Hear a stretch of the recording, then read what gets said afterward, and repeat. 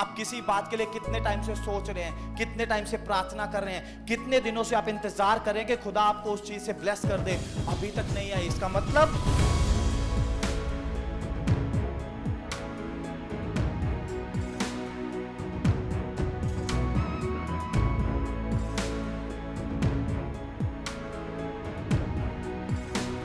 हर Sunday प्रार्थना होती है, हर संडे दुष्ट आत्मा उनको पकड़ती है, हर संडे वो खेलते हैं, हर संडे दुष्ट आत्मा छोड़ के जाती है और अगले संडे फिर वैसा ही।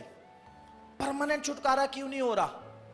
क्योंकि खुदा उनको इस समय में, इस ठहराए हुए समय में मसीह में इतना बढ़ाना चाहता है, इतना मजबूत करना चाहता है कि उस समय में वो शैतान का सामना करने वाले हो जाएं और जब छुटकारा हो तो जीवन भर दोबारा दुष्ट आत्मा उनकी जिंदगी में कभी काम ना करे। मेरे खुद के घर की बात बता रहा हूं। हम विश्वास में क्यों आए? क्योंकि जब मेरे बड़े भाई की शादी हुई, ठीक तीसरे दिन मेरी भाभी को दुष्ट आत्माओं ने पकड़ लिया। वो रात को दुष्ट आत्मा उसको दबाती थी और दबाव पड़ने के बाद वो बहुत तेज तेज चिल्लाती थी, इतना ज्यादा कि पूरे मोहल्ले में, पूरे पड़ोस में सारे लोग उसकी आवाज सुनते थे। रात को 2 बजे, 3 बजे। 4 साल तक उसको यहां वहां, कहीं कहीं, जहां जहां लोगों ने बोला सब जगह लेकर गए। 4 साल तक जितना पैसा लोगों ने बोला उतना पैसा दिया, जो इलाज कराने के लिए बोला वो इलाज कराया, पर उसका कुछ भी नहीं हुआ। 4 साल के बाद मेरे भाई को किसी ने प्रभु के बारे में बताया, उसने चर्च में जाना शुरू कर दिया। अब वो चर्च में जाते थे, भाभी चर्च में खेलती थी, फिर घर आती थी, पर घर आने के बाद फिर दुष्ट आत्मा रात को अटैक करती थी। मैं उस टाइम विश्वासी नहीं था। मैं हमेशा सवाल करता था कि आप बोलते हैं यीशु मसीह बड़े बड़े काम करता है, आपने चर्च में भी जाना शुरू कर दिया, तो यह समस्या अब तक क्यों नहीं गई? पर मैंने क्या देखा? उन्होंने खुद प्रार्थना करना शुरू कर दिया, नाइट प्रेयर शुरू कर दी। रात को 12 बजे से 2 बजे तक वो दुष्ट आत्माओं को बांध रहे हैं, वो प्रभु यीशु मसीह के सामर्थ्य को मांग रहे हैं। वो लगातार मजबूत होते जा रहे हैं, होते जा रहे हैं, होते जा रहे हैं। और चर्च में जाने के बाद लगभग 2.5-3 साल का समय लगा और मेरी भाभी का पूरा 100% छुटकारा हो गया। लेकिन एक बात 100% थी, अगर पहली ही बार में मेरी भाभी का दुष्ट आत्माओं से छुटकारा हो जाता, हम में से कोई विश्वास में आने वाला नहीं था, हम में से कोई अपना जीवन यीशु को देने वाला नहीं था, हमारे परिवार का उद्धार होने वाला नहीं था। खुदा ये चाहता था हम केवल उस दुष्ट आत्मा से छुटकारा ना पाएं, पाप और बुराई से भी छुटकारा पाएं। यीशु मसीह को हमारा पूरा परिवार अपना जीवन दे दे और हम लोग मसीह यीशु में बचा लिए जाएं। इसीलिए खुदा ने एक समय ठहराया। उस ठहराए हुए समय में, उस 2.5-3 साल के पीरियड में हमने क्या क्या देखा? हमने खुदा के सामर्थ्य को अपने बीच में देखा, हमने मसीह में उद्धार को देखा, हमने पापों की क्षमा को देखा, हमने परमेश्वर के प्यार को देखा। और इन सब बातों को देखते देखते हम प्रभु में इतना मजबूत हो गए कि उसके बाद हमें फर्क ही नहीं पड़ता था ये दुष्ट आत्मा काम कर रही है नहीं कर रही। और एक दिन जब समय आया, खुदा ने उस दुष्ट आत्मा को हमारे परिवार से हमेशा के लिए दूर कर दिया। आमीन। अब बहुत सारे लोग जब चर्च में आते हैं वो बोलते हैं हमने तो एक बार चर्च में भी जाके देख लिया जी, कुछ भी नहीं हुआ। एक ही दिन में आप चाहते हैं छुटकारा हो जाए। मैंने देखा जिनके जीवन में एक दिन में छुटकारा होता है उनके जीवन में उद्धार नहीं आता। चंडीगढ़ के चर्च में एक बहन आई, उस बहन की पूरी बॉडी पैरालाइज थी, दोनों टांगे, दोनों बाजुएं, पूरा शरीर पैरालाइज था। सोनीपत से वो परिवार था, उसको एम्बुलेंस में लेकर चंडीगढ़ के चर्च में लेकर गए। सुबह का चर्च था, वो बहन एम्बुलेंस में रही। बिशप जी चर्च से बाहर निकले, परिवार ने बोला जी सोनीपत से आए हैं, ये देखो एम्बुलेंस में पड़ी हुई है, इसकी पूरी बॉडी पैरालाइज है। बिशप जी ने बोला इसको स्टेज के ऊपर लिटा दो। वो गद्दे समेत उसको निकाला एम्बुलेंस में से, स्टेज के ऊपर जाकर लिटा दिया। शाम की चर्च शुरू हुई, वो स्टेज के ऊपर लेटी रही, पूरी आराधना बीत गई, चर्च पे स्टेज पर लेटी है। प्रचार हुआ, वो स्टेज पर लेटी है। प्रचार के बाद प्रार्थनाएं चल रही हैं, वो स्टेज पर लेटी है। खुदा ने अपने दास को बोला अब इसके लिए प्रार्थना कर। जब आधी से ज्यादा प्रार्थना बीत चुकी थी, चर्च खत्म होने में कुछ मिनट बाकी थे, खुदा के दास ने उसके लिए प्रार्थना करना शुरू किया। उसने पहले अपना एक पैर हिलाया, फिर दूसरा पैर हिलाया, फिर दोनों टांगे ऊपर उठाई, फिर एक हाथ हिलाया, फिर दूसरा हाथ हिलाया, फिर वो खड़ी हुई। खड़ी होने के बाद उसने एक कदम बढ़ाना शुरू किया, दूसरा कदम बढ़ाया, वो चलना शुरू हुई। उसके बाद उछल कर, कूद कर, नाच कर, झूम कर, खुदा की आराधना करके वो वहां चर्च में से गई। लेकिन जब उसको सब कुछ पहली ही बार में मिला, आज तक वो दोबारा कभी वापस चर्च में नहीं आई। उसको बीमारी से छुटकारा मिल गया, पर उसको पाप से छुटकारा नहीं मिला, उसके जीवन में उद्धार नहीं आया, उसको पापों की क्षमा नहीं मिली। शरीर चंगा होने के बाद भी खतरे में है उसकी आत्मा कि कहीं नरक में ना जाना पड़े। हालेलुया। आपकी जिंदगी में देरी आपको महसूस होती है, देरी हो रही है, देरी हो रही है। क्यों देरी हो रही है? क्यों परमेश्वर इतना समय ले रहा है आपकी जिंदगी में काम करने के लिए? क्योंकि उस समय में खुदा आपको कुछ सिखाना चाहता है, आपको मजबूत करना चाहता है, आपको स्पिरिचुअल करना चाहता है। जब तक आप स्पिरिचुअल लेवल को अचीव नहीं करोगे तब तक शायद खुदा का वो समय ना हो। लेकिन खुदा जानता है किस समय पर आकर आप अपने जीवन को समर्पित करोगे, किस समय पे आके आपकी प्रेयर्स रेगुलर हो जाएंगी, किस समय पे आके आप रेगुलर बाइबल पढ़ना शुरू कर दोगे, और उस समय पे आके खुदा आपके जीवन के हर क्षेत्र में आपको ब्लेस करना शुरू कर देगा। घर जाकर पढ़ना जिनके पास बाइबल है, अगर आप यिर्मयाह की किताब 29 अध्याय उसका 10 वचन से पढ़ना शुरू करोगे तो आपको पता चलेगा उस टाइम परमेश्वर के लोग गुलामी में थे, और गुलामी में उनका हाल बहुत बुरा था। रोते थे, चिल्लाते थे, परमेश्वर की दोहाई देते थे, लेकिन परमेश्वर ने उनको बोला बेबीलोन में 70 वर्ष पूरे होने पर मैं तुम्हारी सुधि लूंगा। क्यों? 70 साल तक उनको गुलामी में रहना पड़ेगा। जो बुजुर्ग गए हैं वो गुलामी में मर जाएंगे, जो जवान गए हैं वो भी बूढ़े हो जाएंगे गुलामी के अंदर, जो बच्चे गए हैं उनका भी आधे से ज्यादा जिंदगी बीत जाएगी गुलामी के अंदर। क्या होगा गुलामी में? क्यों खुदा इतना रखना चाहता है? आगे के वचनों में उसका उत्तर परमेश्वर देता है, क्योंकि उस समय तुम मुझे संपूर्ण मन से पुकारोगे।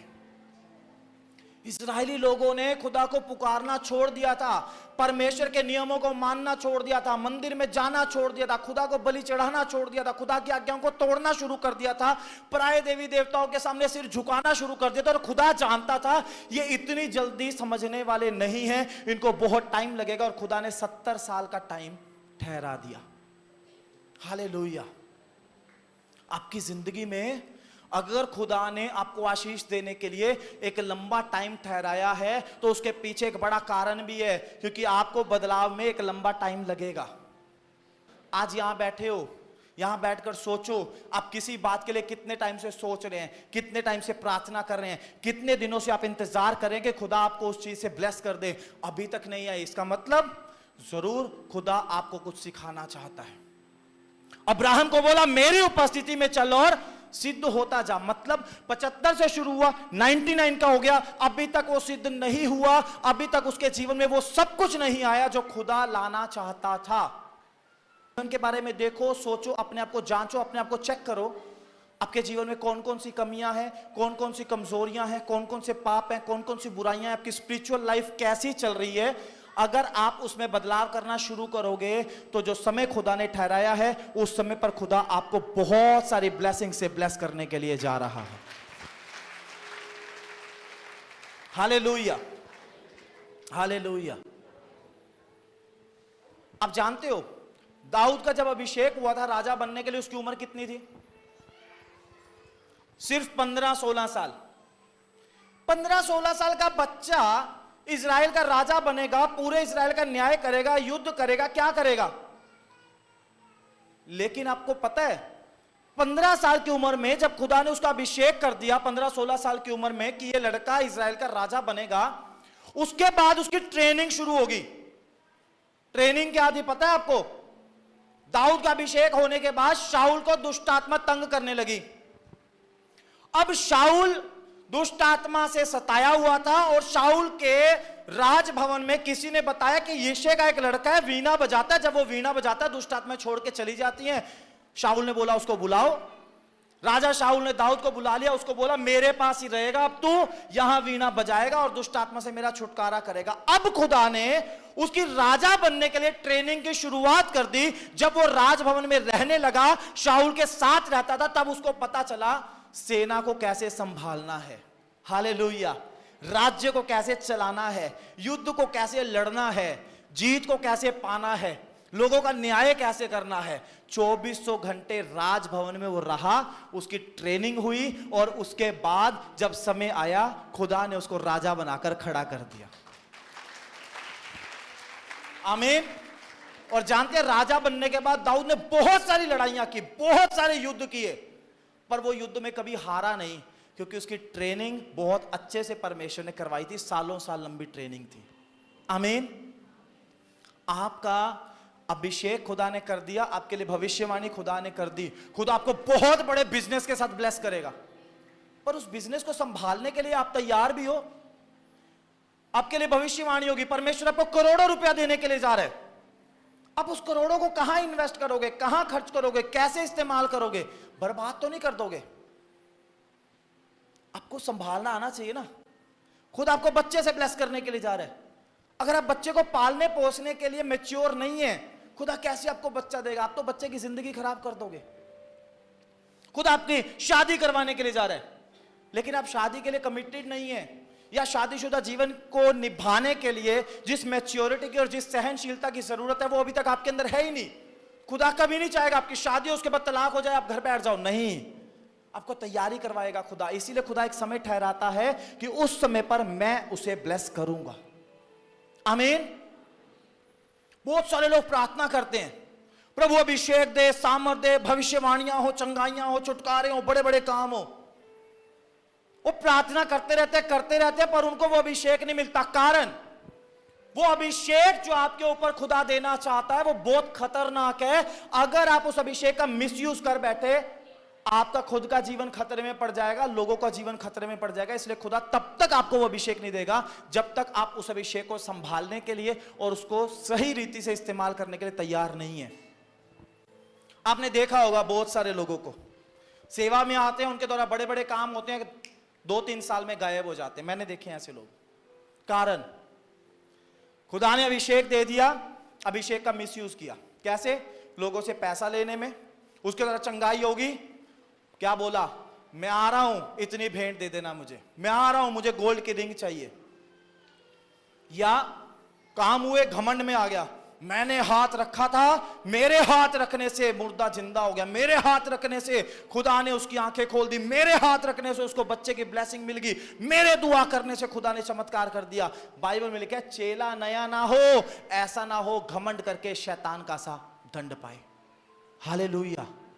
जब आप मैच्योर हो जाएंगे सेवा करने के लिए, जब आप मैच्योर हो जाएंगे परमेश्वर के अभिषेक को संभालने के लिए, तब परमेश्वर आपको अभिषेक भी देगा और आपके द्वारा लोगों की जिंदगी में बड़े बड़े कामों को भी करेगा। आमीन। हालेलुया। आज आपको यही बात सिखाना चाहता हूं। आपको जीवन में जो कुछ भी चाहिए, जिस भी चीज की जरूरत है या जिस भी चीज की आप इंतजार कर रहे हैं, उसका एक समय परमेश्वर ने तय कर दिया है। और अगर उसमें आपको देरी लग रही है तो जरूर परमेश्वर चाहता है आप अपने जीवन में बदलाव को करें, तैयारी को करें, ताकि जब समय आए परमेश्वर आपको ब्लेस कर पाए। आमीन। अब यूसुफ है। यूसुफ के बारे में कितने लोगों ने पढ़ा है बाइबल के अंदर? थोड़ा बहुत आइडिया। एक लड़का था यूसुफ, उसका नाम था। उसको एक दर्शन मिल गया। दर्शन का मतलब यह था वो एक दिन बहुत बड़ा आदमी बनेगा। दर्शन मिलने के बाद भाई विरोध में हो गए, जेलसी रखने लगे। भाइयों ने उसको मारा पीटा, गड्ढे में फेंक दिया। गड्ढे में फेंकने के बाद उसको गुलामी के लिए बेच दिया किसी को। उन्होंने आगे बेच दिया, आगे भी गुलामी में रहा, फिर जेल में चला गया, वहां पे भी गुलामी में रहा। अब परमेश्वर ने तो बोला था बहुत बड़ा आदमी बनेगा। इसकी जिंदगी में जिस दिन ये दर्शन मिला इसको, उसी दिन से इसके जीवन में बहुत सारी परेशानियां खड़ी हो गई, दुख आने शुरू हो गए। लोगों ने विरोध करना शुरू कर दिया, शैतान इसके खिलाफ हो गया, इसके भाई इसके खिलाफ हो गए, बुरा हाल है इसका। आप जानते हैं, इसको परमेश्वर को दुनिया का जो सबसे समृद्ध देश था उस टाइम का, उसका प्रधानमंत्री बनाना था। और उसका प्रधानमंत्री बनने के लिए ना तो इसकी उम्र थी उस टाइम तक, और ना ही उस टाइम तक तैयार था। 17 साल की उम्र में खुदा ने इसको दर्शन दिया। उसके बाद इसकी ट्रेनिंग शुरू हो गई। अभी ट्रेनिंग कैसे हो रही है पता है आपको? सबसे पहले गुलामी में गया, पोतीफर के घर में था। और बाइबल बताते जिस घर में रहता था वो बहुत बड़ा आदमी था, उसके बहुत सारे नौकर चाकर थे, बहुत सारे पैसा था उसके पास। तो उसने इस लड़के को देखा कि लड़का बड़ा ईमानदार है, तो उसने अपने घर का सारा सिस्टम, इसके हाथ में दे दिया और बोला सारा हिसाब किताब तू रखेगा, सारे नौकरों चारकों को तो तू चलाएगा। आमीन। वहां पे इसको प्रधान बना दिया और इसको पता चला एक घर को कैसे चलाया जाता है। हालेलुया। उसके बाद जब इसको जेल जाना पड़ा किसी कारण के वजह से, जेलर ने देखा लड़का बड़ा समझदार है, बड़ा बुद्धिमान है और बहुत ईमानदार है। जेलर ने क्या किया, पूरी जेल का सिस्टम इसको दे दिया, सारा हिसाब किताब तू रखेगा, जिसको जो काम देना तू देगा, जिससे जो हिसाब लेना तू लेगा। अब इस जेल का सारा सिस्टम तू चलाएगा, मेरे बाद मैं अपना सारा अधिकार तुझे देता हूं। अब जेल के अंदर हजारों लोग हैं, वो सारे लोगों के ऊपर ये प्रधान बन गया। आमीन। अब ये इतना मैच्योर हो गया, घर कैसे चलाना है इसको पता चल गया, हजारों लोगों को सिस्टम को कैसे चलाना है इसको पता चल गया, और जेल से निकल के जब ये प्रधानमंत्री बन गया तो पूरे देश को कैसे चलाना है इसको पता था, और उसने उसी सिस्टम से पूरे देश को चलाया। और मिस्र देश अकाल के समय में भी सबसे ज्यादा समृद्ध देश था, क्योंकि यूसुफ उसका प्रधानमंत्री था। आमीन। हालेलुया। आप खुदा से प्रार्थनाएं करते रहो जो आप अपने जीवन में चाहते हो, लेकिन उसके साथ साथ आपको तैयारी भी करनी पड़ेगी कि आप परमेश्वर की दी हुई आशीषों को संभाल सको। आमीन। अगर आपके पास लाखों करोड़ों रुपया हो, आप उसको यूज कैसे करोगे आपको ये आता हो। आमीन। आपको परमेश्वर एक बड़ा घर दे दे, आप उस घर को मेंटेन कैसे रखोगे ये आपको आता हो। अगर परमेश्वर आपको मैनेजर बना दे आपकी कंपनी में जिसमें आप जॉब करते हो, तो मैनेजर का काम होता है सारी टीम से काम करवाना, सारे लोगों को मैनेज करना, सारे सिस्टम को मैनेज करना। आपके अंदर वो स्किल्स हो कि आप उसको मैनेज कर सको, तो परमेश्वर आपको प्रमोशन भी देगा। आमीन।